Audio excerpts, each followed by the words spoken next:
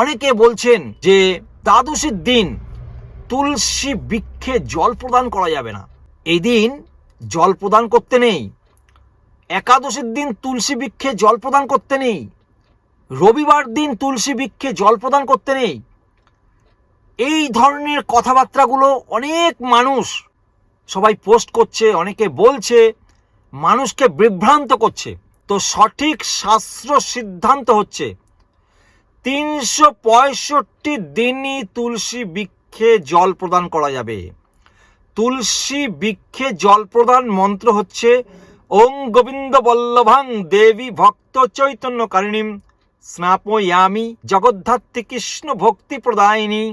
দেখুন, এই মন্ত্রেই বলা হলো স্নাপয়ামি, অর্থাৎ হে তুলসী মহারানী, আপনাকে আমি স্নান প্রদান করছি, আপনি কৃপাপূর্বক গ্রহণ করুন।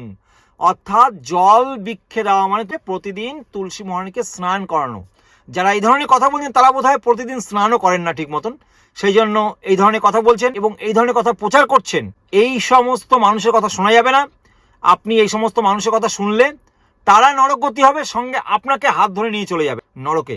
সেই জন্যই তুলসী বৃক্ষে 365 দিন জল প্রদান করতে হবে। সেটি কামিকা একাদশী প্রসঙ্গ ব্রহ্মা তার পুত্র নারদ মুনিকে বলেছেন, এবং উত্থান একাদশীর ব্রত মাহাত্ম্য প্রসঙ্গে ব্রহ্মা তার পুত্র নারদ মুনিকে বলছেন, শ্রবণ কীর্তন স্মরণ বন্দাদি নববিধা ভক্তির সঙ্গে যিনি তুলসীর সেবার জন্য বীজ রোপণ করেন, তুলসী বৃক্ষে প্রতিনিয়ত জল সেচন করেন, তারা মুক্তি লাভ করে বৈকুণ্ঠবাসী হন।